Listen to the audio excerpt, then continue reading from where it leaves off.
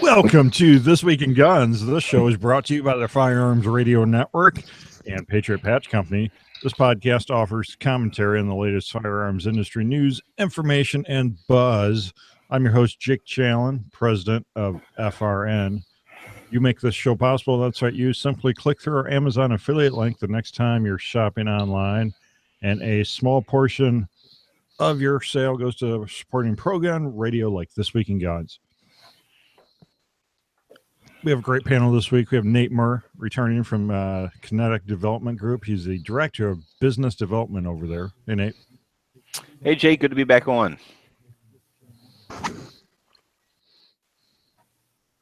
Whiteford Richardson III, firearms or Four Guys Guns owner, inventor, director, part-time ankle model.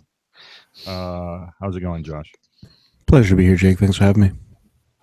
We have Nathan Schuth of Facts and Firearms. He's the director of sales, marketing, and product management over there. Howdy. Good evening. Braca James, chairman and founder of MASF. Hey, Braca. Hey, what's going on, man? How are you doing, brother? We should put your podcast in there too, right? Oh, yeah, dude. Please. That'd be awesome. I appreciate that. Where can people listen, Braca? They can listen on, well, dude, we got to get the link up. Just go to Firearms Radio Network and then take a look at Civilian Carry Radio. And we just launched our 11th week yesterday. And we really appreciate all you guys' support. We're up to, I think, an average of like 3,000 downloads per show. And it's awesome. You guys are killing it for a new show. That's amazing for a new podcast. Thank you, Jake. I appreciate it. I really appreciate you supporting us, man. Making it happen, brother. No problem. You guys are killing it. So yes, check it out. Civilian Carry Radio. You can search for that on any podcatcher app. So if you have an iPhone, that's going to be the podcast app, or if you use a podcatcher app on the Android devices as well. Patriot Patch Company. Oh, wait. We have the disclaimer. Almost missed the disclaimer. The views and opinions expressed in this podcast are those of the individual co-hosts and do not necessarily reflect the official policy or position of the Firearms Radio Network and or their employees. Your discretion is advised, especially on live shows. You'll have to forgive us for all a little fried from the NRA show, coming hot off the NRA show in Atlanta, Georgia. We maybe have lost some brain cells due to some extracurricular activities. Extracurricular? Curricular. That was the correct one. Patriot Patch Company helps make this episode possible. Head on over to patriotpatch.co. Check out the 4 rules of gun safety morale patch and stickers. Also have the Patch of the Month Club. We have just a few enrollment slots open for the Patch of the Month Club. Those are going to go fast. And also new pre-orders. We have new super wide, super large sheriff and police badges for like the back of police officers, sheriff's officers, for the back of their gear over at patriotpatch.co. These are usually made out of embroidered material, but we're making 10 by 3.5 inch high quality PVC versions. Head on over to patriotpatch.co to check that out. Top stories this week. Start with some positive news here. The Firearms Radio Network, We Like Shooting, and the Gun Collective meetup was a success. We had tons of people that came out to that. We really want to thank everyone for showing up, for hanging out with us, for playing the Sean Nanigans game, and for meeting us. Whitey was there. Several of the This Week in Guns crew were there. And it was a fun time, right, Josh? Yeah, it was good. I liked the little electroshock therapy we did for a bunch of people. There's a little bit of horseplay happening there. And any night I don't got to buy food or drinks is a good night. I was having trouble sleeping leading up to that, knowing what Sean had in store. Picturing I was going to be thrown in jail or something. Because I had to sign a like a release of base you're renting, and like, great, yep, this is going to end well. So for those of you that weren't there, what ended up happening was they had 5, electro dog collars, like just the little Amazon ones, like the $25 jobbers, and they each had a number on them. All the We Like Shooting guys and Eric Ebbinghaus had one strapped to their arm. Now, when the fans that were able to make it answered a trivia question correctly, they got to spin the wheel, and whatever number or all was one of the options as well. Came on the wheel from their correct answer, they could zap somebody for a couple seconds. And so just even getting ready for that, Dude, they were explaining it. I happened to smuggle Sean Heron, I think, his remote control. Yes, dude. Nice. And Nice. I sat there and just kept whacking him with it Beautiful. mid-sentence, and he couldn't tell who had it for the longest time. I Well was done. hiding like in the middle of the table right next to him. Dude, that's Sith level. I think Mass. somebody got it on video too. Love it. So, yeah, the slow-mo video of that was the best. Ah! It was good Time. stuff. Really appreciate everyone coming out and hanging out with us. Lots of fun. And I also want to thank everyone for coming out to John's Gun Collective event that next day. Had an amazing turnout for that. Huge. I was blown away. People were lined up so far down the hallway. I mean, it was. They got let in early because they were blocking the escalator entrances and impeding traffic to the NRA annual meeting. To give you guys an idea of how long that line was, it was roughly a football field after a 90-degree bend, just to come look at us chuckleheads on stage. That's so rad, dude. Yeah, it was very cool. All right. So let's move on to positive story I have here. Minnesota becomes a 26th state to accept a CCW in lieu of the Brady checks when buying guns. 26. I had no idea there was 26 states that your CCW worked as a background check. Hey, way to go, Canada Light, eh?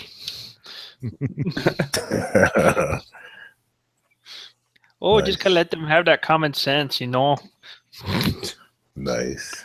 Well, up till recently, Minnesota is one of these states that has been very Illinois-like. They've been a very blue state, and they're starting to become more of a red state like Wisconsin has as well. So it's pretty interesting to see how things are changing. By the way, anybody who is offended by my Minnesota impression, my email address is nathan@faxandfirearms.com. I'll be happy to listen to it and hit delete. Thank you. Love it. All right, we have a Trump section here. Trump addresses NRA convention. Trump considers breaking up the Ninth Circuit Court. Trump pick for Army secretary says citizens should have the same weapons as the government. Trump removes Obama's pro-gun control surgeon general, and gun pack group places bulletproof poster in front of the White House. Where do we start? Yeah, that's a lot of. You know what, dude? Okay, well, let's start with the NRA convention. Did any of you guys go and see Trump? I did not. No, but I was manning my booth, like the KG booth. All of a sudden, the showroom, everybody disappeared, and I'm like, where is everybody? I think it was they didn't make a big deal about Trump coming until like right before. I mean, it was kind of like a surprise, surprise visit kind of thing. They didn't make a big deal until like the day of. So, I mean, I think it's really cool. Somebody said he was the first president to visit the NRA annual convention since Ronald Reagan. So since Reagan, Yep. Right on. I guess the guy knows his voter base, huh? Smart, dude. He actually cares. Could you imagine being the Secret Service agents? I mean, just think about it, because you're literally walking around knowing everyone has a gun. Oh yeah. I'm like, I said that to Dan O'Brien. I'm like, it's really weird standing here holding a silenced machine gun in the same building as the president of the United States. That's pretty awesome. That's America right there. Hell yeah. No, I think it was a good gesture. Although, when you actually look at his remarks, it was a lot of pandering and not a whole lot of, hey, I'm actually going to do something. It was just, you're not in trouble anymore. Praise me. And I'm kind of ambivalent to that, although I do enjoy the fact that, we're no longer as under such an existential threat as we have been the last few years. Well, what I worry about is, at the very least over the next 4 years, us as a community starting to grow complacent. And then let's just say that somebody that's pro-gun doesn't get in the office as president next election, it's back to square one. So I think as a collective, as the American people that support the Constitution of the United States of America, we can't lose the momentum that we just gained over the last year or two. That's my take on it. We need to keep defending the Second Amendment. I mean, just look at, while Minnesota's a great step, there are plenty of states that are very much under more restrictive controls than there were 4 years ago. And it's continuing to get worse in said states and others. And just look at, and we'll bring up here in a bit, Illinois. The state Senate's looking at passing more gun control. I'm thinking about this more. And how many guns do you think actually were at the NRA convention? Estimate. Thousands? They said, what, 80,000 people were there? 88,000 was the last count I saw. Yeah, go ahead. Sorry. I was gonna say, if you take all the guns on display and then all the guns that were being carried by people that were walking the show, that's a phenomenal number of guns, right? And nobody got shot, nobody died, the president didn't get assassinated. It's almost like guns don't kill people. It's almost like nut jobs with an agenda. Hush your mouth. Hush your dirty mouth. We talk about, you have 80,000 people show up to the NRA convention, and Moms Demand, whatever their name is, had what, 100, if that? No, count the bum that was laying on the ground that they tried to give the shirt to get. You're right. 101. Shucks. Come on. Poor homeless Steve was 101. My bad. Yes, thank you. Did you say shucks? Yes, he did. Well, right. Like I've been Canucks. beat and Canada, timestamped so many times. I'm trying to be nice to Jake. That's some melon farming progress right there. I mean, that's Melon farming. Melon farming. I love it. So Trump, there's this article that's really not gun related. Trump considers breaking up the Ninth Circuit Court because of their latest ruling on him trying to protect the country, yes, and they overruled him. Yeah. So it has to do with sanctuary cities, but I put this in here because breaking up the Ninth Circuit might because there's been a lot of anti-gun rulings coming out of the Ninth Circuit, so that could be a good thing for guns. It is. Well. It's ultra liberal, dude. I mean, well, that's what I was just gonna say. We just covered something like a month back about the Ninth Circuit Court trying to redefine what keep and bear arms or whatever is, or kind of contradicting what every other court in the country was saying, including the Supreme Court. So it's see, that's the problem now. When we actually look at the circuits, they're not divided, because the decisions that have been made at the circuit level have been in heavily blue districts. The problem is the red states aren't doing anything to infringe upon somebody's rights. Therefore, we don't have split decisions at the circuit court level. So the Supreme Court, trying to be apolitical, is going to avoid addressing the issue to the maximum extent possible. Nate, do you have any comments on Trump's pick for Army Secretary? To be honest with you, I mean, I read the thing. I don't know enough to comment about it. It's one of those things where track records, there's all these different people out there that research what politicians, what their track record is with certain issues. I mean, cursory glance, it looks like a good move. So, all right, can we not? Can you stop playing with yourself on camera? I mean, that's really distracting. For the record, it's not me. You guys listening at home, they're not talking to me. Names won't be mentioned. None whatsoever. He just pulls this thing out and starts playing with it. It's long. It's black. Okay. That's weird. Way to implicate yourself. That will be. What are you talking about? So let's talk about the gun control pack places bulletproof poster in front of White House. It says this poster stops bullets because our gun laws do not. Oh, Lord. It's wasn't aware of that. fiberglass cloth placed inside resin. It can stop 44 Magnum. So, I mean, if it can stop 44 Magnum, then I would define it as cover, or I'm sorry, concealment, not cover. Right? Yeah, it'd Mild be cover? concealment, not cover. Yep, you If that's got all it. it's stopping is 44 mags. So, I mean, if you have enough books, that qualifies as level 3 alpha armor.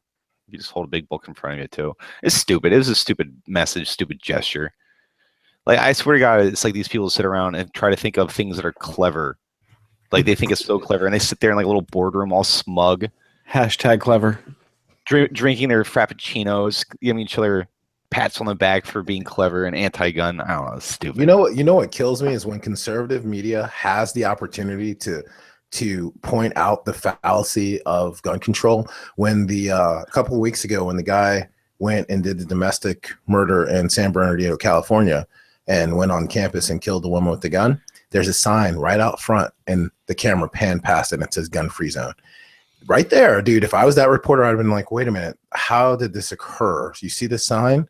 Once he walked up to the sign, he should have said, oh, I'm sorry, let me go put this back in my car, because that's what the sign's meant to do. So therefore, I have to go beat her up with a bat or stab her with a knife, because this sign obviously says there's no guns allowed here. I mean, dude, I'd totally just I'd have a freaking field day with that. And they just let chances like that slip, man, all the time. You know, I look at it like this, like, especially when it comes to self-defense or understanding that we live, like, just because we have electricity and gasoline for 100 years doesn't cancel out human nature and doesn't take us that far away from how savage a life your average human lived for the last 13,000 years, right? Mm-hmm. But I look at it like this, like everybody feels fear, right? Like, fear is something that we all feel at time to time. And if you're feeling scared about something, it's your body or your subconscious trying to tell you that you're in danger, right?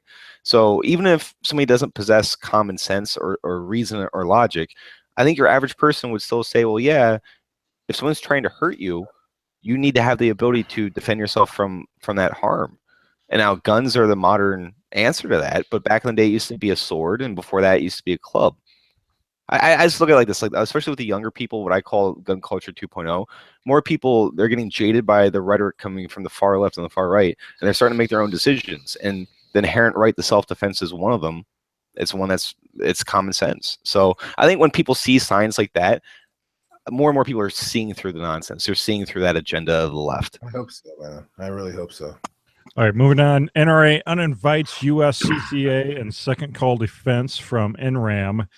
NRA introduces their own concealed carry insurance and NRA self-defense insurance, the centerpiece of the annual conference. That was shady as all get out. I couldn't believe it. Yeah. So, like, everybody saw that article, like, right before NRA, like the day or two before, right? And then I get the NRA and I just see banner after banner after banner promoting it, right? Like, oh, gee, I wonder why they uninvited them. I mean, apparently they don't like competition. But the thing that annoys me about this is my one statement about this, is that there's these signs with, like, different gun celebrities holding a gun and, like, holding the card, and with messages like, I won't carry a gun without carrying this.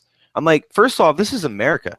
The Second Amendment, you should be able to carry whatever gun you want and not have to have a card that's going to protect you should you have to use that gun in a deadly force encounter. And the other thing I don't understand is that, like, you can be a dues-paying member of the NRA, and if you're involved in a deadly force encounter, are they going to send lawyers to protect you? No. So what's the point of paying dues then? That's a hard question the NRA doesn't want. So now you want me to buy insurance in case I am forced to exercise my Second Amendment rights in defense of myself or another? I don't know. I'm not. I thought your NRA membership does offer that. No.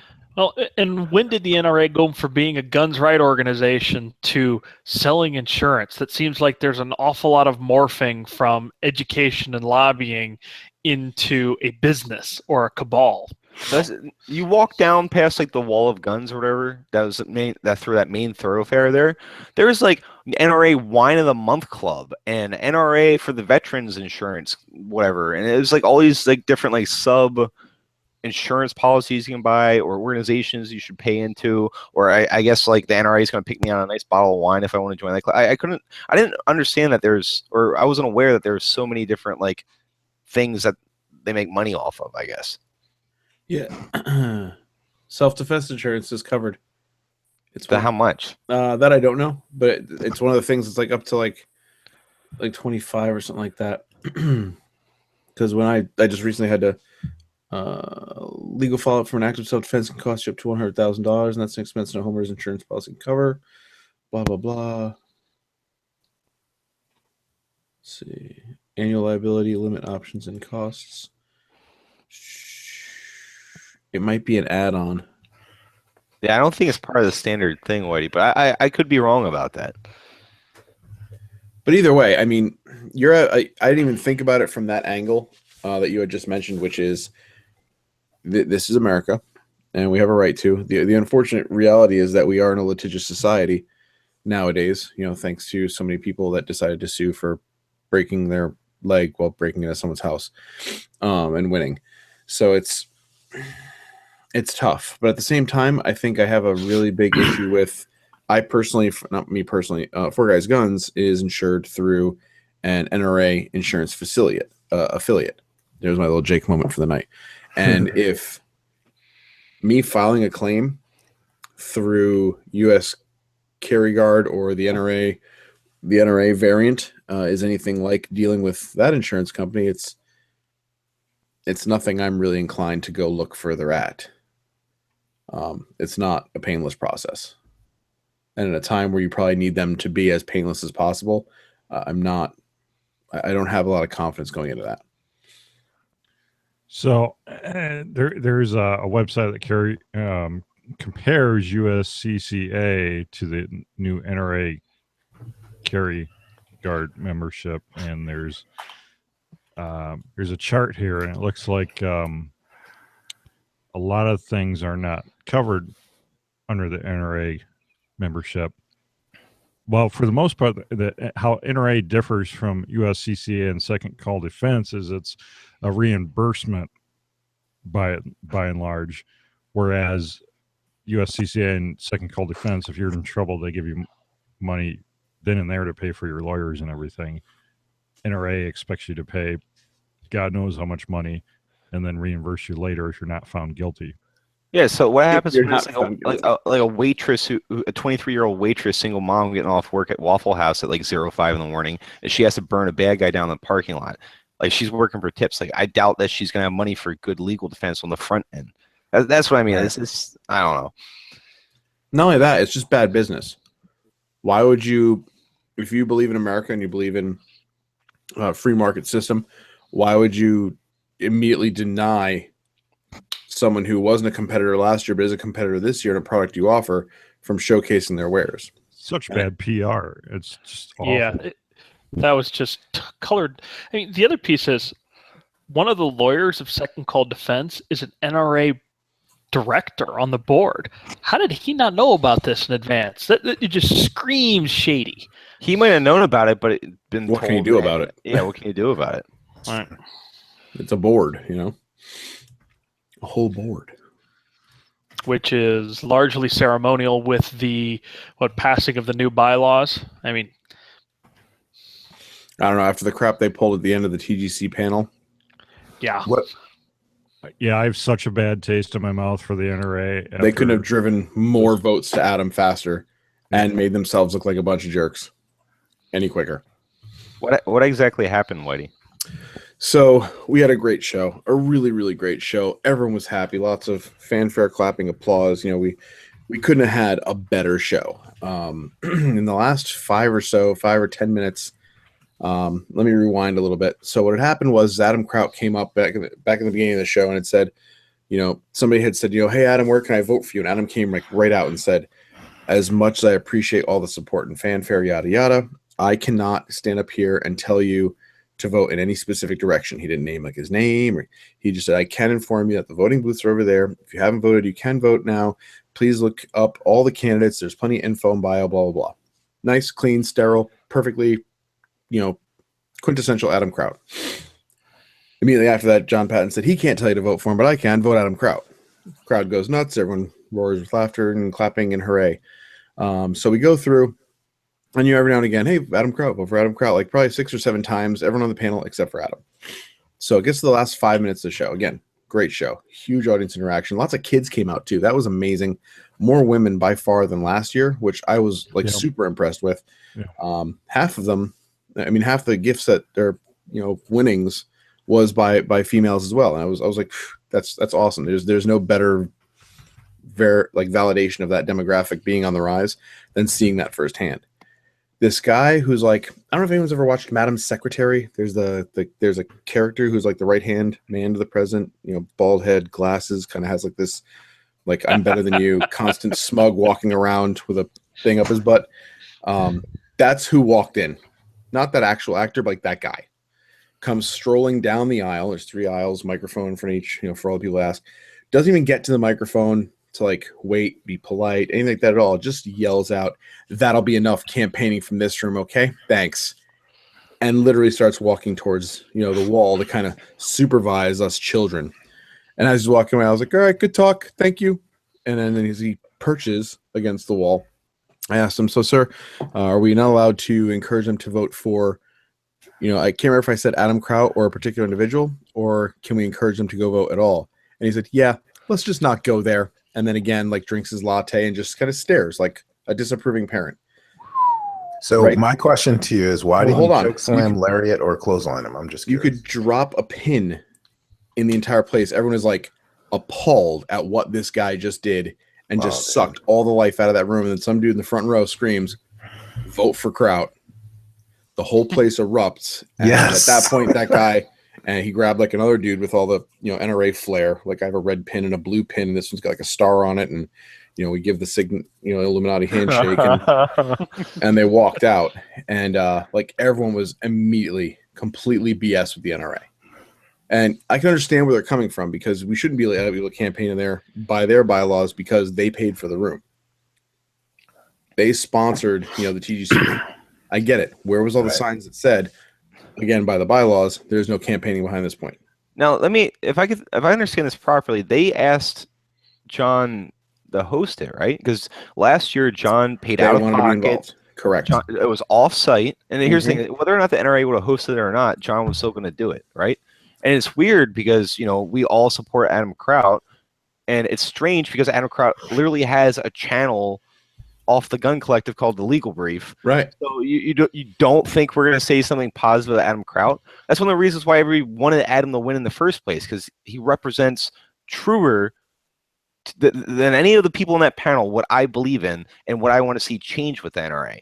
And then the NRA does literally the most NRA thing possible and comes down and tries to shut down the youngest candidate with the brightest future in the most undignified way. Every stigma, whether founded or unfounded, that the NRA bears, they just made it all true in less than 5 minutes. Yeah. Very disappointing. That's unfortunate, man. So I'm happy to see Adam's not giving up. He only lost by what, like 20 votes, 25 votes? Are you serious? It was disgustingly close. Dude, that sucks. But he's keeping his spirits up. I mean, like, you got to give it to the kid. He's a hard charger. He's going to go forward again hard next time around. I think he liked the campaigning. I think it's going to be really hard to beat him next time around, because this, if anything, invigorated him to be like, all right, here's where I could have gotten those literally extra like 27 or 30 votes. But hearing that it's such a small margin, it's heartbreaking, because it would have been much better if it had been like 200. You know what I mean? Like that. That's what I'm saying, Baraka. Like, I'm more committed to seeing Kraut get a position than ever before, and I think like he came to visit me, and just random strangers walking by, like walking up to him, shaking his hand, telling him that they believe in him, that he represents what they believe in. Like, it was inspiring. It was hard to watch this, and like, he was glowing the whole weekend. I don't think he fully registered like the impact he was having, both in his interactions as well as with the Legal Brief, because he was just getting bombarded left and right by some of the most colorful characters I've ever seen, as well as some of the most kind of reserved and conservative people I've ever seen. So I'm really proud of him, and next year will definitely be a different story. Absolutely. Moving on, Chicago mayor says city needs more regulations on federally licensed gun dealers. I love how Chicago just is a twilight zone, dude. It's like Bizarro world. Wait, it gets better because Springfield Armory and RRA sell out Illinois. Springfield Armory and Rock Island Arms contributed to anti-gun politicians, and Springfield Armory and Rock River Arms responds to fiasco. I think that it very much was a fiasco. The hard part is determining what was Springfield's motivations for what they did. Because, for example, and I'm guessing this was the case of what their line of thinking was, I'm going to pay off the state senator not to bring up gun control, which is supporting gun rights. But the way this went down is either Springfield was completely oblivious to what their lobbyist was doing, which is often the case. I've worked for large corporations, and your lobbyist is out there and you have to trust him, and that's why you have the ability to fire him. Or they were complicit, which is stupid. So either way, they look bad. And they obviously did not respond well when the press went live. They should have done it within an hour of just said, you know what, cut the ties, kill the story, and we'd be done. And instead they let it go for days at a time. And it just grew and grew into this fireball of fury. So I have some interesting intel that Springfield Arms claims they had no idea what the IFMA was doing, but their CEO is a director on the board, and another family member is too. That's 2 of 3 seats on the board. You could probably guess who occupies the 3rd seat. There you go, dude. So yeah, basically they got a carve out from the state licensing scheme that's in Senate Bill 1657. Would completely provide a carve out for Springfield Armory and Rock River Arms. Yeah, but again, I'm going to be a little bit of the devil's advocate here. Everybody's, pitchforks and torches. Hoorah, we're going to go burn the place down. But why would Springfield go through that level of effort to screw the local state, knowing full well and being intelligent business owners that the blowback would be incredible? I would have to contend that they were just idiots more so than they were imbeciles. But how do you not contend for something like that? It just doesn't make sense. Yeah, that's a company big enough to have corporate lawyers on retainer. Right. And their daily Constantly job is to look into reviewing stuff that like stuff. this. It's Right, also a little dude. bit of concession. So why fight this here when we've got 49 other states? Well, I didn't realize this. In 2012, the IFMA, which is the lobbyist group that's controlled apparently by Springfield Armory, they wrote a campaign check to the Illinois Senate president, who's I think he's a downstate Democrat, but he's NRA rated as an F rated. He stood in the way of pro-gun legislation in Illinois for years. Oh, Jake, let me ask you, can you speak on William A. Watson just said, don't forget about the Bix box store carve out as well. I spoke to a guy I shared a cab with on the way to NRAM. Him and his wife are from Illinois, and he's a firearms instructor, and he told me about this. It just happened recently that was passed. And it's going to really hurt the brick and mortar stores, the small businesses over there. Do you know about the Bill Bix, the Bix box store carve out? I do not. Okay, I'll pull it up and read it to you guys then, because it's pretty crucial. My understanding was that was the same carve out that was being given to Springfield and the rest was given to them, and they're playing politics because they know if they rile the Retailers Association, they're going to have even more, political angst for the moves that they're trying to make. So I get, what the state Senate's trying to do from a political standpoint. Do I agree with it? Oh, absolutely. Hell no. Dang it. Timestamp. Absolutely. Heck no. So For hell? We can't say hell now? No, we can say hell. You're good. we You're can. good. What the Yeah. hell, Jake? Yeah, you're good. No, you're What good. kind of Gestapo outfit are you running here? You're good. Carry on. So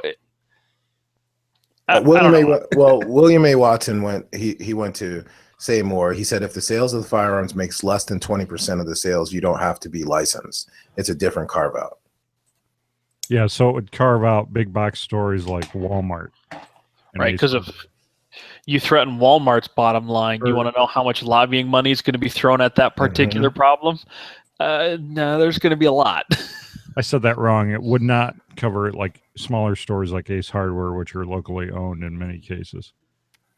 Yeah, I mean, it's really hard to look at it and say somebody dropped the ball. If 4 guys' guns drop the ball on that, it's understandable. There's 5 of us. Let's be honest. We have a couple employees and a couple owners, et cetera, et cetera. But when you have somebody who literally makes firearms at the quantity and capacity, if Faxon, could Faxon hold a candle? No, I mean, And how many employees you guys got? Well, total shop we're 150. Right. Nice. So a lot of the firearms world out there doesn't realize that a good majority of companies in the firearms world are not huge outfits. They are not all a Colt. They are not all a Springfield. They are not all an F&H. They're all generally between, like, I would say 12 to 25 employees. Mm-hmm. A lot of the companies you follow on Instagram, products you buy, not a big outfit. CMC Triggers, huge footprint. You know what? They're like 20 employees. And we're the same way. Our gun division is 40, 45 employees. So we're not a large organization. So even if Faxon dropped the ball on this, it's understandable, especially in the firearms world, because there are so many technically small businesses that make this large industry, but not Springfield. Well, that's the piece, though. You can look at what we would say, and we would not give a lobbyist anyway that kind of leeway to speak on our behalf. Right. So it's not that we wouldn't drop the balls. We just wouldn't have the position to begin with. And I think that's what this all boils down to, is the fact that Springfield, whether or not they made the decision to specifically request that carve out themselves or left it to the lobbyists, the fact that they let it happen is what's causing the uproar. Right. This could essentially kill every small gun shop in Illinois. And that's what I was talking about. All those little brick and mortar stores that's what's going to happen, dude. I mean, and the fact that more people didn't rally to that is very disappointing, because it's going to put a lot of the small guys out of business. Well, it'd be an interesting court case, that's for sure. I hate to say you'd put somebody out of business, but you look at what the legal ramifications are. You literally just regulated somebody out of their livelihood. But that would actually create probably the court case of, no, you can't do that ever. Period. That's the end of the story. Is that a part of this? Is that the state? Because the state is exceeding the federal requirements in multiple ways, but they can also come and audit the gun dealer, and it sounds like they can change anything at any time without warning. They can levy fines and fees and basically do whatever they want. So maybe the first year, like, oh, guys, it's not that bad. And then second year, I got fined because even though the ATF says this is okay, the state says it's not okay, and nobody notified me of this change. And then year 3, it's like, oh, wow, now I got $20,000 to stay in business every year. Like, how this is one of those definitely very, very clearly slippery slope type things if it goes through. Agreed. Because then you're essentially giving all the control over the state. That's right. That's right. Man, I'm looking through this Truth About Guns article that they go into these public records of the political donations that this lobbyist group, Springfield's lobbyist group, has made over the last I don't know, 5 years, not even that long, but they've made $5,000, $10,000, $2,500 donations to all these F-rated Democratic senators. It's like they're trying to buy off the other party or something. It's a valid political strategy. Yeah. Disgusting. Yes. Is it disgusting and distasteful to some people? Yes. Would we do it? Probably not. Probably more like hell no. I can say that. But it is a strategy, especially if you're a large gun corporation, let's say in California, you're going to lose the political battle. You can try and fight, but if you can prolong it, if you can do something to try and help, the gun rights of your state by buying off those politicians, does that make it right? And I think that's what the ultimate objective was for Springfield, despite being tone deaf. I think they were trying to fight for gun rights, or at the very least keep them from being attempted to be taken away. I don't know. I was going to say, this just doesn't smell right. I used to be a big fan, and I used to be one of the big Springfield guys. I carry an XDS, and I'm sorry. Today I was thinking it's time to buy Glock 19. Is that what you're thinking? What's your husband carry? Our Glock. How about a good old Glock 17, Jake? Let's start you off with a man's gun. I have a Glock 17. Well, then why don't you carry it, bro? You know what? I'm waiting for my red dot to come in for it. Okay. So I may be switching to the Glock, but no, I'm disgusted. I mean, I was I was actually using a porta potty today. I was thinking, if my Springfield fell in here, would I get it out? It's No. actually home. I mean, honestly, it's home. It just wants to go home. Jake, let it go. All right, moving on. Breaking: Heckler and Koch building U.S. factory in Georgia. Woohoo! You said it right, though. At least you pronounced it properly. I love seeing everybody's optimism about this. I can't wait. I can't wait. I cannot wait to see your dreams dashed.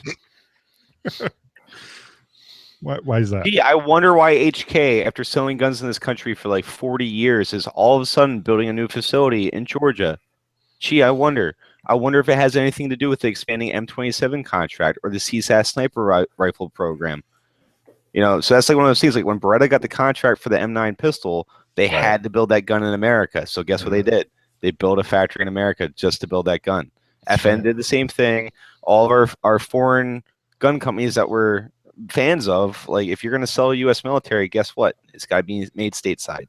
So I think this has more to do with their military. I mean, because that's the thing. At the end of the day, HK doesn't make their money off commercial sales. They make their money off defense contracts. That's how they've been. That's what they've always been. And you see it when the chips are down with military spending. Guess what they always do? Hey guys, here's a VP9. Sorry, we're 20 years too late. We didn't care about you in the 90s, but here, have this. You can have it. Yeah, good. I know they really don't like us. They took away the P7. So I mean, like everybody's looking at this thing like it's a good thing. I mean, like, obviously, more jobs for Americans are a good thing. More gun companies are a good thing. I just don't think HK is going to change their tune. If they didn't change their tune over the last 10 years, they're not going to do it because they're building a new factory. See, I think they will, because always they looked at individual guns and trying to get the export approvals from the German government, which, considering almost all their firearms are government-based, and Germany heavily regulates the sale of guns to governments, they had a heck of a time trying to get the G36 over to the U.S. So does this factory open the same opportunities to be able to create those firearms in the U.S. that they previously didn't have? I think the answer is yes. And if they are a money-driven company, they'd be fools to ignore the demand for those products, especially when they have the easier way of manufacturing that here in the United States. North Hollywood shooting. That has everything to do with North Hollywood shooting. There's a SWAT cop that was injured with an illegally converted HK91 who was shot in the leg with an illegally converted fully automatic HK91, and a dude that carries an MP5 for a living decided to bring a lawsuit against HK. HK settled out of court, and ever since then they haven't sold any paramilitary or assault style rifles in the United States. Even the watered down version of G36, the SL8, which I probably dropped about $3,000 into converting over to be as close to a G36 as possible. That's the best they could do. So I'm just saying, like, their track record is undeniable, and I seriously doubt that we're going to start seeing HK91s and 93s and cool guy MP5s. Like, look, they threw us a crumb by giving us the SP89. Wow, gee, thanks guys. Like, I don't see it happening, man. I know you're being optimistic about it, and HK makes some seriously good guns. I'm not gonna lie, I like their guns. I just don't like the company. I think it'll take time. I mean, I just look at standing up our latest product lines and how it always takes longer and more money than you think. And it'll take time, but I think you're right. Their focus is originally, and the justification is military contracts. But when you have the facility, the personnel, et cetera, and it's easy to add additional lines, I think they'll do so. I mean, business will just simply say you should do it. We shall see. I think you're right on the money, Nate. We had breaking news this last week. ATF reverses its stance on shouldering stabilizing braces. What? Common sense became a common virtue? Huh? There's so much energy and wasted breath on this subject. It's disgusting because, like you said, common sense. Like, why do we have to battle over things that should just... Oh, it's so stupid. Hey, I think we should all write letters to the ATF asking if they're really, really sure this time. Are they sure they're sure? Do they just do things? Nothing bad can come this? from that. If we write a letter to the ATF, everybody listening, nothing bad can come from that. Here, I manufactured this. Woo! I mean, is it seriously like, do they just look for stuff to just drum up controversy to like justify their jobs? They're like, hey guys, we're not doing anything. Yeah, let's go screw with this and make everybody mad real quick to make it look like we're working. And Or, perhaps did they have a new boss man upstairs who said, "Thou shalt get it done"? See, the benefit of Trump. Could be, dude.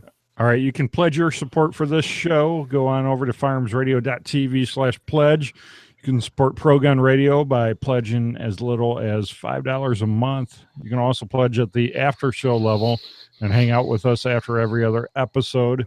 Head on over to firearmsradio.tv/pledge and support Pro Gun Radio. All right, let's blaze through these NRA highlights here.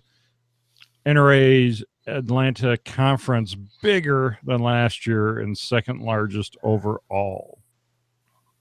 Wow. Okay. That's cool to confirm that, because that's pretty awesome. it felt like a much better attendance. It seemed like there was more vendors. It just seemed better than last year. I had a good time this show. Everybody was really friendly too, man. Like just walking through there, the energy was like that shot. It's really like a stressful, like dense energy. It was really like nice and intense. Right. You got it, man. It was just laid back and like everybody was cool and took their time to talk to you and just come up, and it was cool, man. 81,838 people attended it. That's the second highest. The record holding was Houston, Texas in 2013, had 86,228. I'm curious. We're going back to Texas, baby. Yeah, this next year is Dallas. So maybe there'll be another record breaker. Probably. Probably. It's Texas. It's Texas. So, I mean, there's a gun show. Everyone's going to it. Exactly, dude. Moving on, Taurus jumps into the AR-15 market with a new T4SA line.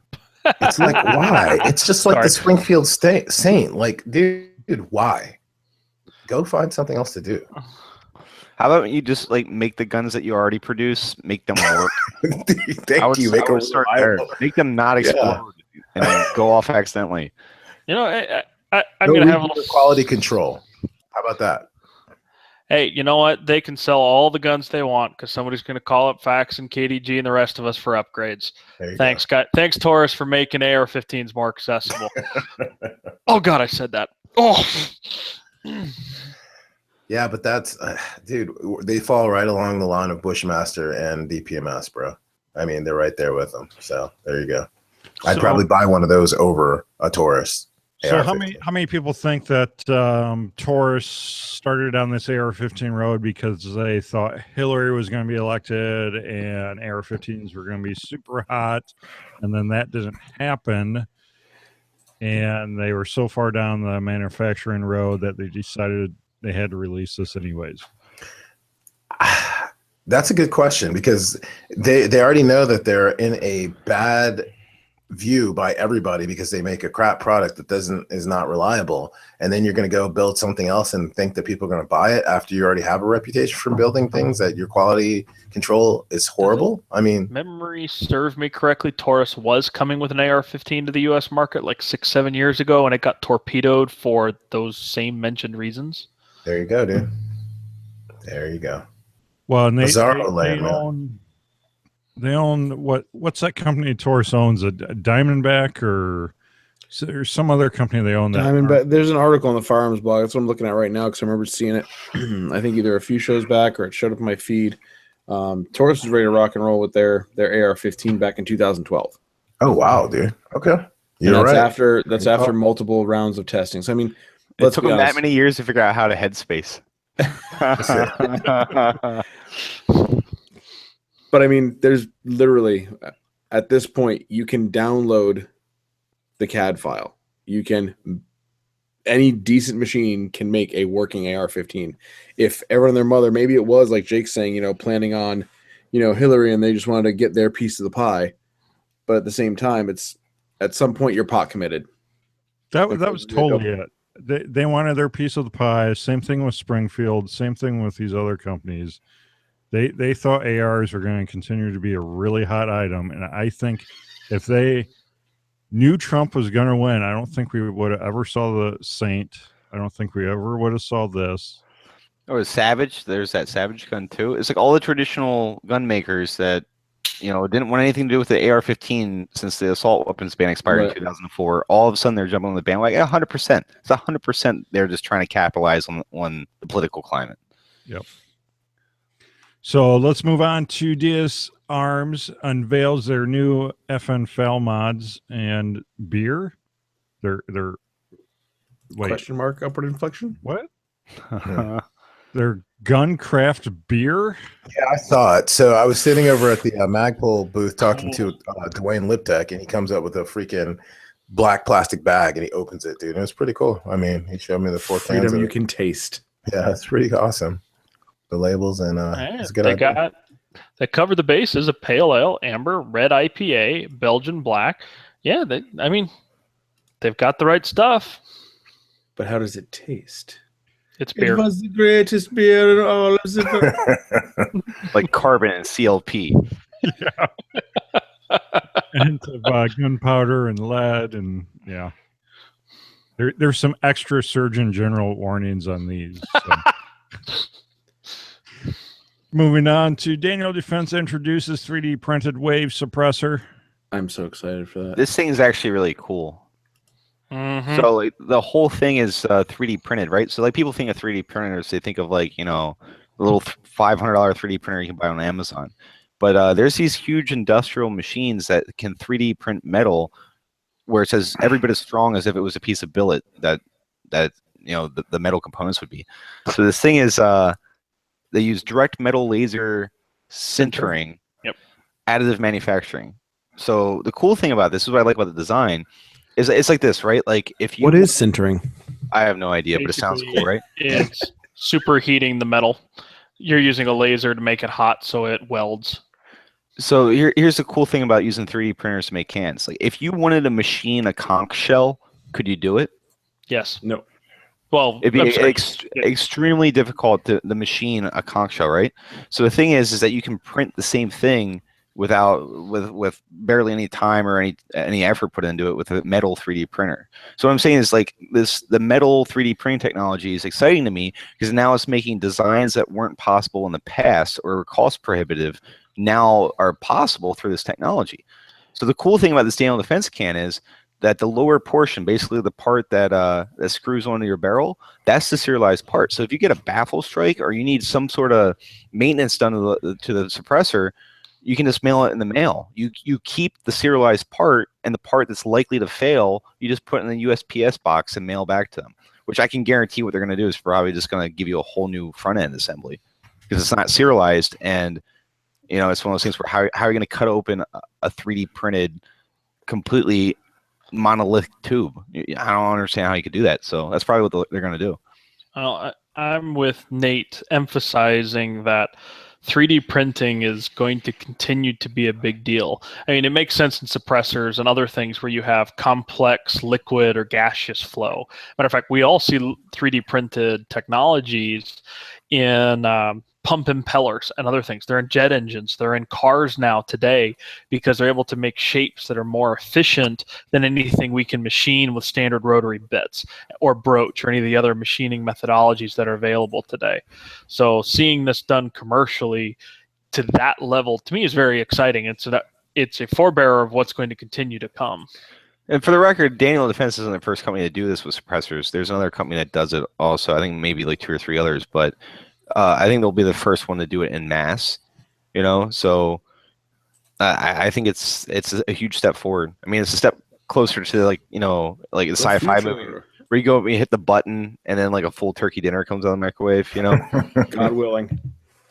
Ruger delivers silent SR integrally suppressed 1022 barrels. Somebody told me just the other day that Ruger's been making suppressors for like 2 years now. Yeah, News to me, dude. They've had the little 122 can, so. But like, I didn't know. Well, here's the good thing about this. Like, Ruger is a huge manufacturer. For them to get on board and have a factory suppressor, that's a big deal. That's a huge thing on its own, right? Downside is, I mean, the suppressor design looks pretty cool. This is my only thing I don't like about this is that it's like a like a lobe shape, so it won't fit a standard factory stock. So that means all the aftermarket people are going to have to make a new forearm or a new handguard or a new stock assembly that's going to fit the suppressor. So you can't just drop it into a pre-existing 1022 stock.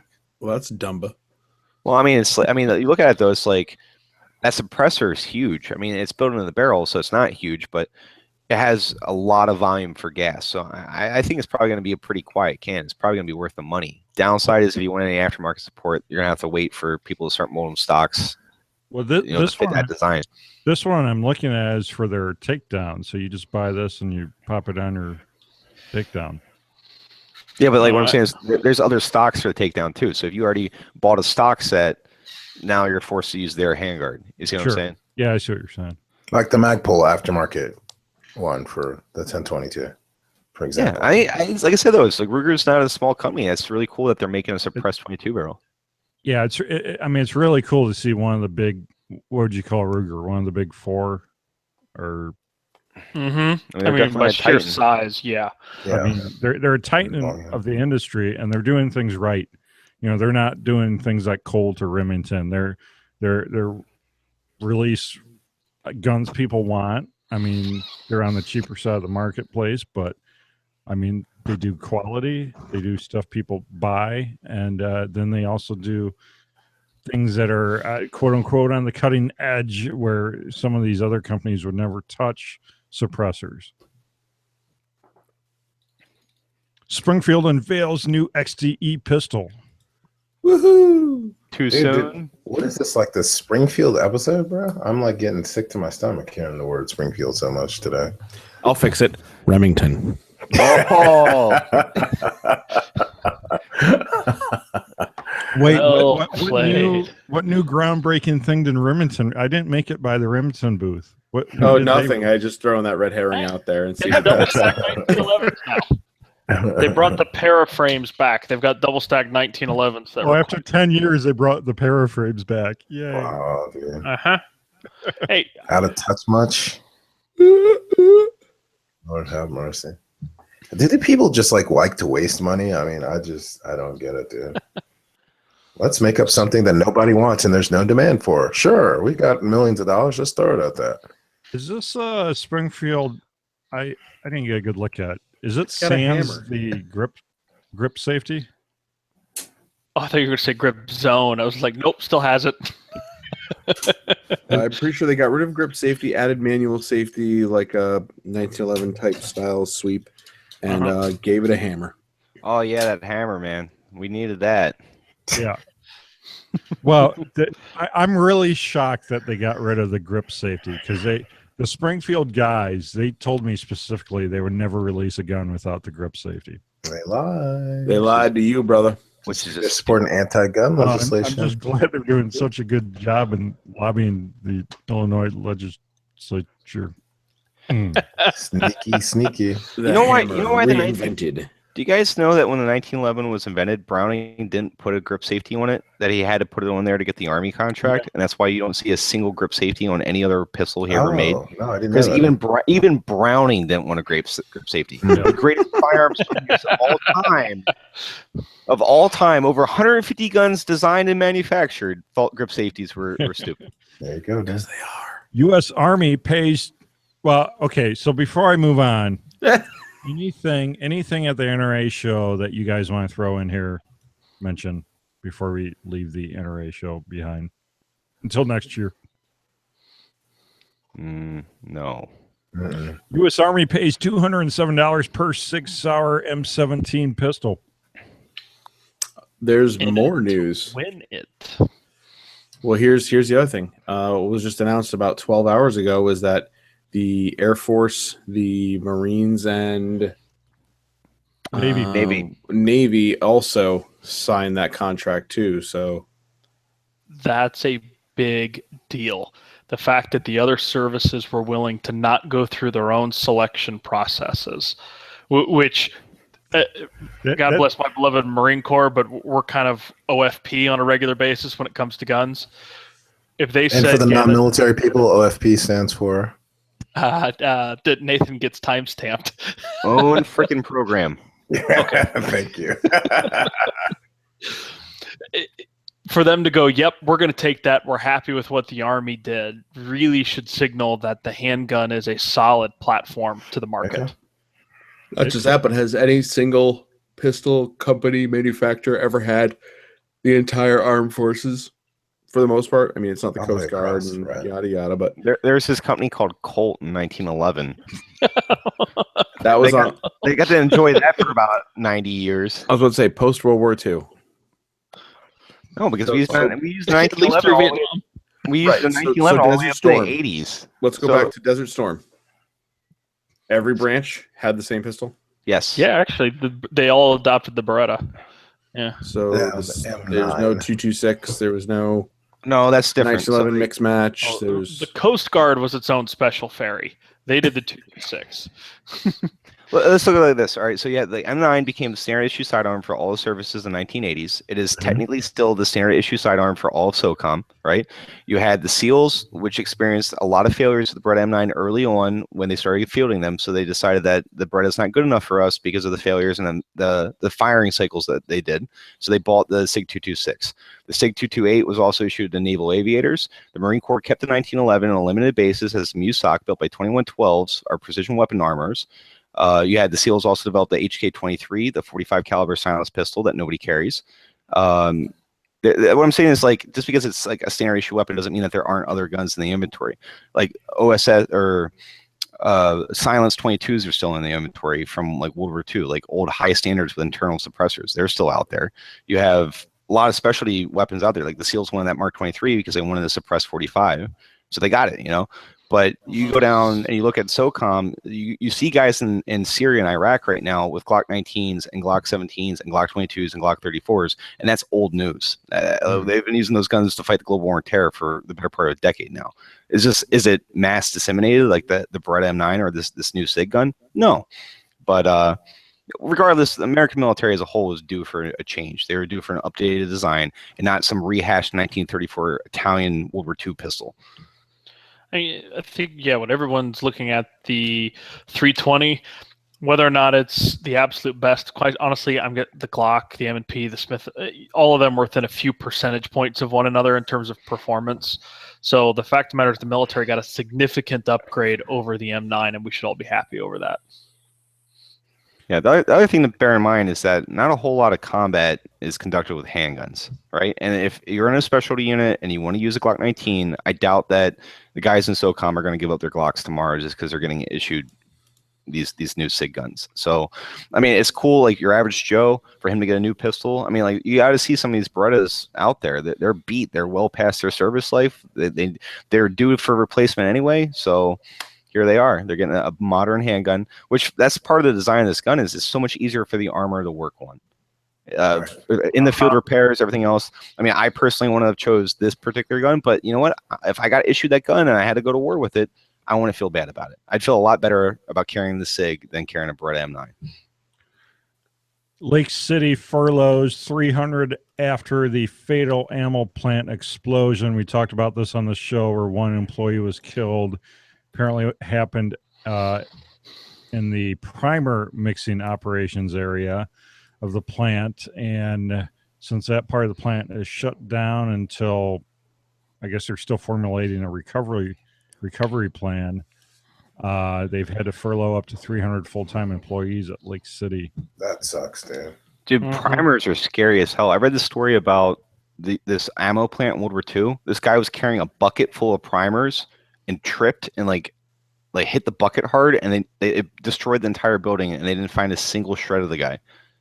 You think about like how volatile like a primer is at work. So, but like, yeah, I mean, it must have been some serious damage for them to have to lay off that many people till they can make repairs, or whatever. I wonder if North Korea is like, now, while they don't have a functional ammo plant, let's make our move now. Oh, just the other 30 ammo plants, you know. High school trap team not allowed in the yearbook Dude, until that's garbage. until parents complained. So this happened in Minnesota. Back to Minnesota. Please don't rag on these high school students, Nathan. What? Just because of the What? state. Just because of the state they live in. No, I was going to compliment them. But dang. All right. Well, sorry, Minnesotans. I love you. So I'm just this is incredible. Can you believe how many kids are on this trap Dude, team? that's what I'm looking at. I'm like, look at this going, what town is that? And don't ever be a criminal anywhere near that town because every one of those kids knows how to run that gun. Well, dude, it's not only that, but I mean, where's the millennials and all the equal rights people screaming out to come and say, well, if you guys are going to not let them take pictures, then don't let the football team and the soccer team and the field hockey team take pictures, blah, blah, blah. Yeah, the school's athletic director told Coach Rhonda Eckerd that photos with firearms are verboten and that the squad's photo wasn't allowed in the school's yearbook. Sounds like Rhonda doesn't get along with the athletic director. But actually, I think it's really cool that it's a female coach for the team. That's really neat. I like that. Well, wasn't the Olympic champion female? Yeah, That she's was from cool too, Springfield but- air rifle. Yeah, she was. Oh, you mean the shotgun? Yeah, the shotgun. Yeah, she was awesome. And remember, she got denied press too. Yeah, and she was like a 90 gold medal winner. Like, Which is insane. And she's she like, got I zero just throw press. shotgun shells on the thing. I'm winning. Yeah, she's a boss, bro. Surgical. Kim Rhodey, yeah, she was actually elected to the NRA board. Oh, was she? Boom shakalaka. Hey, did Pete Brownell get president? Yeah, he did. I passed him in the hallway at NRAM too, man. Pete's a good dude. Is he? Okay, I can get him. Yeah, he's because he looked like he was preoccupied. It's really hard in this day and age. And I'm just going to tell a little like humble brag story. I met him briefly at the Thousand rifle. the 1,000-man shoot for Henry Rifle. Okay, yeah. And I got a chance. It was like me, Patton, Tim from Military Arms Channel, a couple other dudes standing around, and Pete came up and he just started talking. And we got to John about like marketing and the future of the firearms world and what's going to come down the pipe. And we discussed a lot about marketing overtaking kind of the actual volume sales and the companies that are going to win, et cetera, et cetera. And here's how I immediately know what kind of guy we're dealing with. I got home, with the wife. Within a week after that meeting, I had a handwritten letter from Pete Brownell saying that he had a really great talk. It was a pleasure meeting. Yada. A handwritten letter, not like his assistant, not like his wife. Right on. Him signed. It's still like hanging over by the little to-do chalkboard because I was like, who does that? Dude, that's awesome. Who does that nowadays? And that kind of tells you a lot about a person. A gentleman. A gentleman does that. And he gets he and Brownells, they get new media. I mean, they run ads on the We Like Shooting podcast and everything. Yep. So I mean, they do? Wow. Yeah. Well, my other question was, how did he get my address? And then I remembered, I buy stuff.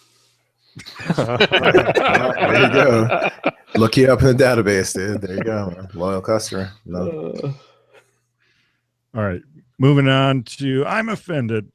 I'm not necessarily offended here, but somebody's offended. Army veteran faces 21 years in prison for magazine possession in New York. Yeah, the SAFE Act. Here we go. I'm offended by that. Somebody walks across an imaginary line in the country they fought for, and now they might go to prison for 21 years. Yeah, dude, that's not acceptable.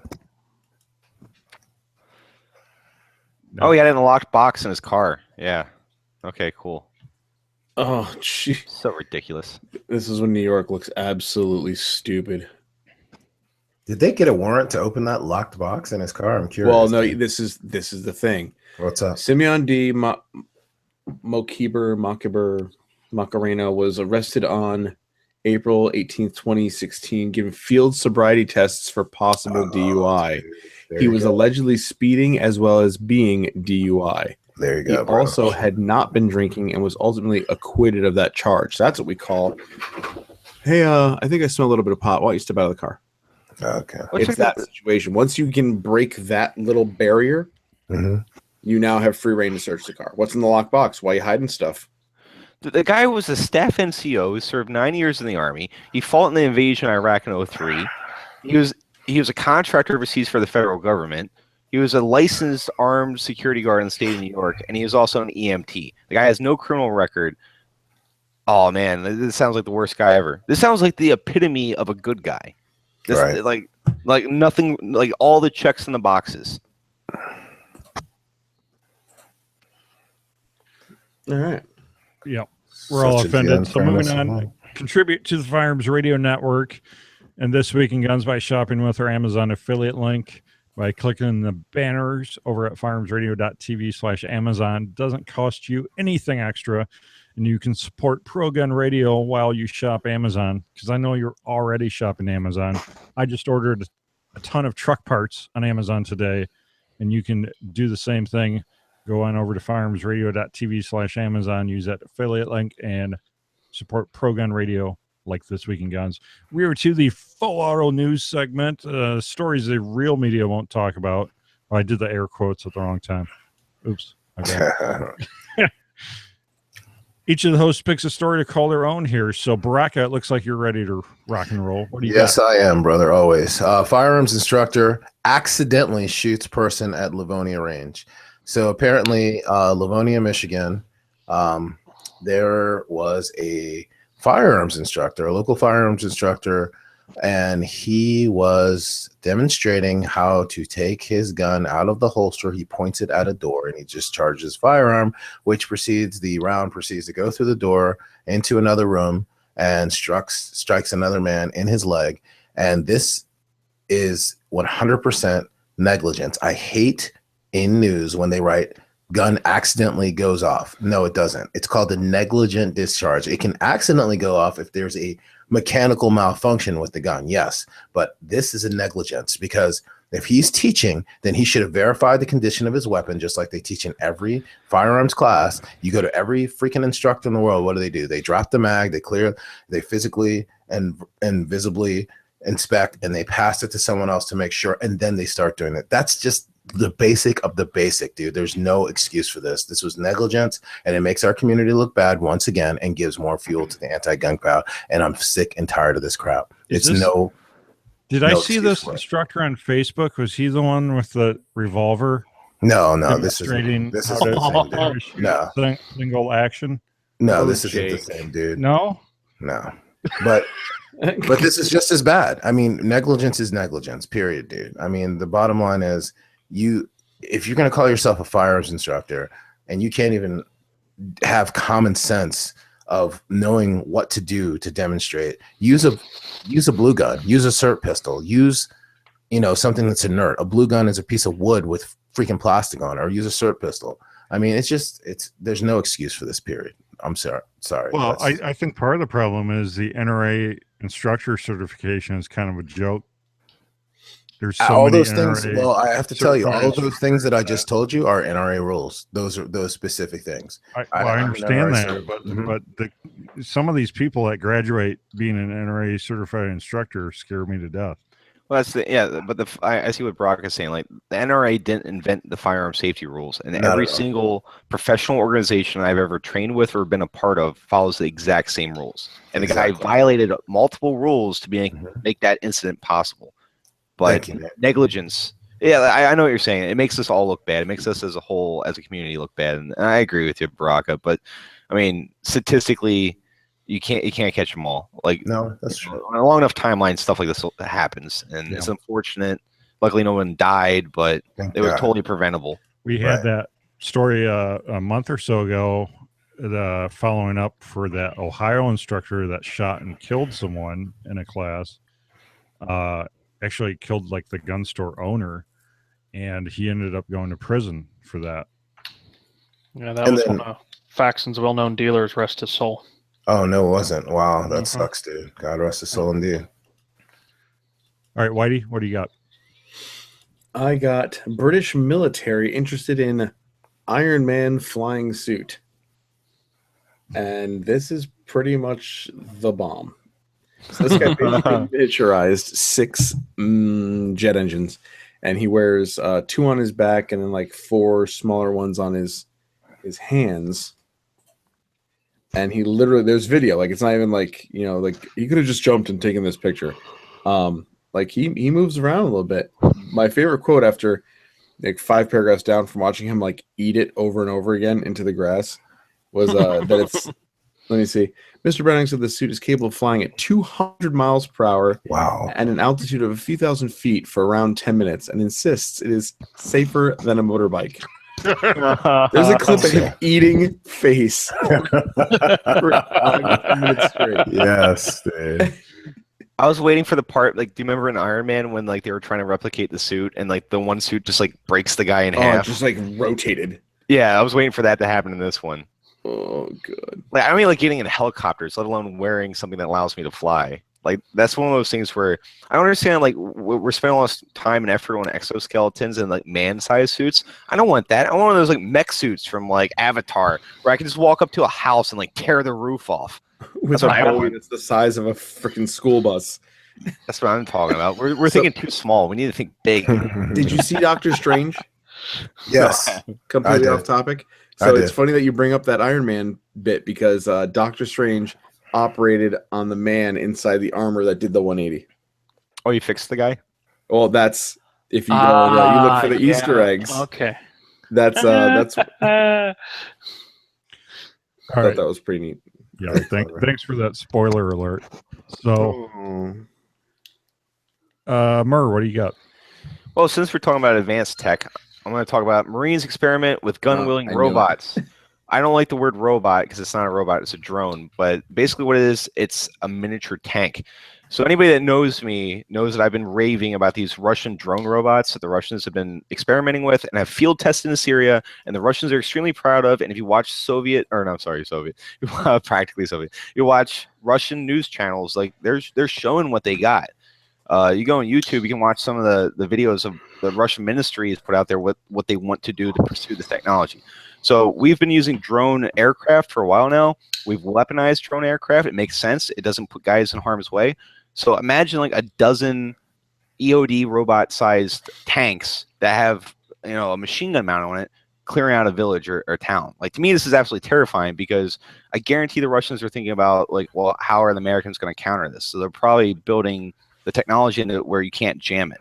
So where this is alarming to me is in the future, if we have troops on the ground and they come up against this threat, we need a way of countering it. And these little drone robots might be the answer to it. The other thing is it might save American lives in the future because, yeah, it's cool that I got a Predator on station or I got a Raven that I can throw to sea from the air, but you can't see what's inside a building. So you can send this robot in instead. So I know you're going to see a lot more of this within the next couple of years where it's not just aircraft-based drones. You're going to see more land-based stuff, and you're even going to see aquatic-based drones. But this is one of those things where, to me, it's very, very interesting as a historian, as somebody that's very involved in weapons technology and military technology. The face of battle is changing. The battlefield is going to be a completely different place within 5 years than what it is today. Mark my words. We've already seen Russia with an anti-tank drone. Yeah. That's what I'm saying. The Russians are heavily investing on land-based drone technology. So it's good to see that the American military, the Marines in particular, kind of playing catch-up with that. And hopefully our systems are better than theirs. But it's one of those things like, at the end of the Cold War, like everybody's seen the movie Lord of War, right? Where you take the missile pods off the Hind D, and now you sell the aircraft as a humanitarian aircraft. So to me, knowing the Russians, it's not beyond them to sell a rescue robot to an allied nation of theirs that can weaponize it by mounting a PKM once they receive it. And there's no restrictions, or it can go through ITAR, or not even ITAR, but it can go through export with nobody even knowing. So, like, it sounds kind of corny, but I don't want to see these robots fall in the wrong hands. And they're going to, mark my words. Mm-hmm. I'm muted. Nathan, shoot, what do you got? So we have a report coming out of the Ukraine that civilians have millions of unregistered firearms. Good. So, sounds like Moms Demand Action needs a Ukrainian division. Yeah, right. Putin would label it an extremist organization and shut it He'll down. be stomped out. Yeah. Done. Done. So never even stand a chance to. Mm-hmm. All right. Second round, anyone? I got one. Speaking of Moms Demand Action, they've also begun their neighborhood watch duties, and police called after a cat lurking in tree had an assault rifle. Oh Lord! Yeah. I'm like, what is this? I click this, and I'm watching it, and literally, I can see with the crappy like 320p video that somebody filmed from like a Motorola Razr. that this is clearly a branch, a cat on a branch. But somebody was so triggered that this cat had an AR-15. I guess that they did. I guess they never watched. What was that? With Robert De Niro, Meet the Fockers, where he said cats don't have opposable thumb, so there's no way he could have flushed the toilet. The same thing. No way he can hold an AR. Sorry. Let's get back to reality. Crazy kooks, you. So if we have to call out the BAMF of the week, we definitely got to talk about the guy who was held up at the Starbucks, where the robber comes in and he looks to, chamber around, has a mouth. The Jimmy John's? That's not a Starbucks. Oh, oops. You're right. Starbucks would be too hoity-toity. The guy would have freaked out there. Jimmy John's good to go. Oh, I saw this video. And the attempted robber goes for remedial action and then causes he looks like a double feed with a stovepipe. I mean, an impressive level malfunction. And kudos to the Jimmy John's guy for keeping his cool. And the robber was lucky. Any one of us, he probably wouldn't be around anymore. We have such great stories coming out of New York. New York University on lockdown because of glue gun. Glue gun, yes. And New York FBI agent loaded gun in taxi. I had something too. Sounds like a sticky situation. Oh boy. Oh boy. All right. Anyone else before we close this out? I'm watching Hickok shoot that shockwave with one hand. What is he, crazy? Man, he dwarfs that gun. He makes a 12 gauge look like a 22. I've shot it. I have one. It's sitting right over here. I would not do that. It's not that bad. Dude. It's like I don't want a camera rolling, a video camera rolling, anything if I ever try that, because it's going to be like one of those ghetto videos you see where it's like, oh, watch this, homie, and the thing just launches straight back into my face. And, yeah, right, and cracks your glasses. Dude, I'd rather put 5 rounds of buckshot through a pistol grip pump single-handed than shoot a full cylinder of 454. Right, but it's not pistol grip. That's the thing. Have you held that bird's head or raptor head, whatever they call it? Yeah, that was you look at you can see pictures of guys in World War II in Vietnam. That was a common mod. They just cut the stock down and make the closest single pistol grip they had. Right, one hand though. Yeah, it's not that bad. No, nope. I do it with the halvesy shells. I'll do it with low brass, but I'm not putting double aught buck or right, because I did it with double aught buck and rifle. And I was like, yep, Nice. Now I see why that strap is there. You need to go back and watch Mad Max. It doesn't flip up; it just comes straight back, and that strap stops it from filling out the rear. I have confidence in you, Whitey. You can do it. I'm telling you. It's not that bad. Let's do it. So no one wants to talk about Kim Kardashian and how the Paris robbery changed. No, we don't. We don't care about her. She No gets one cares. no airtime from us, dude. All right, you can pledge your support for This Week in Guns. Maybe we'll start the Kim Kardashian podcast. You can go over to... No, we won't. You can go over to firearmsradio.tv/pledge. Pledge is as little as $5 per month. Support Pro Gun Radio. Check out Patriot Patch Company, Patch of the Month Club. You can subscribe now. There are a few enrollment slots opened. Also, check out the 4 rules of gun safety morale patch. That firearms instructor could have used that morale patch. Yeah, no doubt. Saying, you playing with a shotgun, Whitey?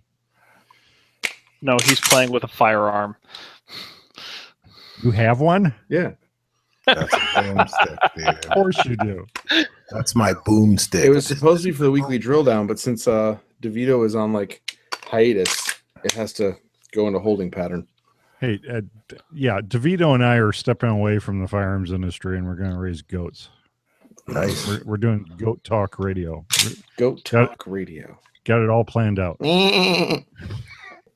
Go Talk Radio. Well, remember, you're going to have 3 varieties, okay? They some do to part 4. some to sell to Jamaicans, some to sell to Muslims for them to slaughter and eat, and some to sell to Muslims to have sex with. So, I'm sorry. Whoa. I shouldn't have said that I on mean, there. this just got wicked dark. Baraka, do you need a minute? So this is the part of the show. This is a part of the show where we get to know the co-hosts and where you can connect with them online. Raka, what is up, and where can people connect online? What is up is Chicken Butt, and where they can connect with me is on masf.co. And what's the shaking of the head about, Jake? Anyway, I'm just kidding, guys. I don't want to offend any of the awesome, cool Muslim brothers out there. I just heard from some of the guys over there that they happen to see some of those things happening over there in some of the countries, but those are not substantiated rumors by me. Anyway, you can connect with me on www.mesf.co. I'd love for you guys to check out our new weekly podcast, Civilian Carry Radio. Just click on the tab there at the top of our menu. And I'd like to say, as always, to go over and check us out and support law-abiding citizens trying to rally people to get these kind of incidents we talked about tonight to stop happening by having good education through about firearms education, safety training, and proper mindset. And these kind of things will not occur anymore. The last thing I want to leave off for, if you go to our splash page right now, today you will see an article that is rebumped from a year ago because on May 4th of 2016, we lost a very good and dear friend. His name was Brother Pat Rogers. He was and we have a tribute article there. Nate's in there and a few other of our good friends in the firearms industry. He was our brother, mentor, and friend. And I just want to say rest in peace, Pat. You're missed. And please go by, guys, and check out. The man did a lot for the gun community, the firearms industry. He trained literally thousands of people, did a lot for the Marine Corps, the New York City Police. His accolades go on and on and on. And he's definitely sorely missed. And God rest your soul, Pat. Pat increased the combat survivability and the lethality of so many Marines, soldiers, private citizens, cops. Like you couldn't even begin to calculate how many people he helped in the positive over his entire life. Like the guy fought to the day he died. He was a gunfighter through and through. Yes, he was, man. Josh, Four Guys Guns, what's up? Where can people connect online? Four Guys Guns is readily accessible via Facebook, facebook.com/4guysguns. Also Instagram, 4guysguns, Twitter, 4guysguns, YouTube, 4guysguns. We do have a new review going up tomorrow on the Yankee Hill Turbo. It's actually not a full-blown review. We just kind of got a sample with it. We're waiting for the transfer for our models to come through, where we'll dive a little bit deeper into it. So it's kind of a short, like, hey, here's what it looks like, here's what it sounds like. And we did do our 3-range decibel, not really decibel reading, but sound, I don't believe, and get ready for the hate mail. Decibel readings on suppressors are stupid. Because a 128 can sound like a piece of crap and everyone knows it. So stop shopping by decibel and shop by sound. But the turbo is pretty cool. Some full auto dumps, nice brass rainbows. It is full auto ready. It's going to be really cool to see. And at $480 MSRP, which means street value is like $425, you can buy like 3 of those for the cost of one top tier brand and just have them on a bunch of rifles. So pretty cool. Make sure you stay tuned. Weekly Drill Down will be back shortly enough. We're just sorting out some of the bells and whistles, and you stay safe, check your chambers, and stay away from Baraka's goats. Not me. That's supposed to be Jake and Matt DeVito, not me, dude. Yeah. Whitey, the big question is, when are you guys going to review the new Taurus AR-15? As soon as they send us one with a big fat check. Alrighty then. Nate Murr, what is up, and where can people connect online? I mean, I'm still feeling a little bit burnout from the week that I spent down in Georgia for NRA, but yeah, we got some new stuff coming out here pretty soon with KDG. Some pretty cool stuff I'm excited about. This month is just going to be murder. I'm going to be down at Suffolk and a lot of travel this month. So gearing up for the Stone Mountain machine gun shoot, the Shooter's Gauntlet up in Monroeville, Pennsylvania at the end of the month, the first weekend of June. So pretty stoked about that, trying to get squared away and ready for that event. That's going to be a good event. I went up there 2 weekends ago, and the facility's been improved 100%. Sweet. It's going to be a million times better than it was last year, its first year. So I'm pretty stoked for that. And we're getting here to shooting season, so out shooting guns and having fun and that kind of stuff. But you can check out Kinetic Development Group on Facebook. Just type in Kinetic Development Group. Same thing on Instagram. If you want to harass me personally, you can follow me on Instagram under GripStop, and you can send all your hate mail there. So, Are you going to drive the Jeep out? the goal is for me. I'm for those of you who don't know, I'm restoring a 1967 M151A2 Army Jeep. I got it back in the fall. It's been my winter project, and I'm close to finish with it now. So hopefully, if everything works out, you want to check out my cool old Army Jeep. I'm going to have that for the Shooter's Gauntlet, for the machine gun shoot. I'm going to bring it up there, and we're going to drive around and shoot machine guns and have a good time. So hopefully it's done. I'm bummed I won't be out there this year, but Patriot Patch will have a booth there again this year. So Please send it out, Jake, since you're not going. Who's going in your stead? we have Devin, who is one of the editors here on the Firearms Radio Network. He'll be there manning the Patriot Patch booth, and also Joe, one of the contributors to the Off-Road podcast. Awesome. Okay. So let's move on to Nathan Schuth. What's up? Where can people connect online? Well, it was definitely an awesome week down in Georgia, and we thank everyone that stopped by the booth, as well as being able to stop by and see many of y'all at the various events. I know Pat and Kurt said they had a rip-roaring good time with y'all that evening. For us, where were you at? Come on. I was other clients, sadly. Clients. I know, y'all would have been so much more fun. Oh, wait, my client might be listening to this. Uh-oh. No, in all seriousness, we just released earlier today our 10.5-inch pencil barrels. We have now a 5.56 barrel that comes in at 0.9 pounds. So that is no BS, the lightest barrel out there in the industry, as well as we are now trickling out, and we have our new Glock barrels, which everyone saw me fondling and hearing me fondle earlier. So, Barack, it wasn't your fault. I just make a lot of noise. Yes, we heard throughout the entire episode. Thank you. And it used you said fondle. Thank you for appropriately describing it. So if you like how that barrel sounds, go over to... Sounds when he's fondling. Yes. Uh-huh. Very cool. You can follow the Firearms Radio Network over on Facebook and Instagram. And you can leave your feedback by commenting on the bottom of this YouTube video, bottom of the show notes. Leave us a review over there on iTunes. Contribute to the show using our FRN Amazon affiliate link. And don't forget to watch live every Thursday night at about 8:15 p.m. Central Time on Facebook and on YouTube. You can find us at the Firearms Radio Network at both those platforms. Well, thank you, Baraka. My pleasure, man. Thank you for having me on. It was a pleasure as always, guys. Thank you. Thank you, Josh. Pleasure to be here, Jake. Thanks for having me. Thank you, Murr. Good to be back on, Jake. Thanks for having me. And thank you, Nathan. My pleasure. Have a great night, everyone. That's a wrap. We'll see you next week.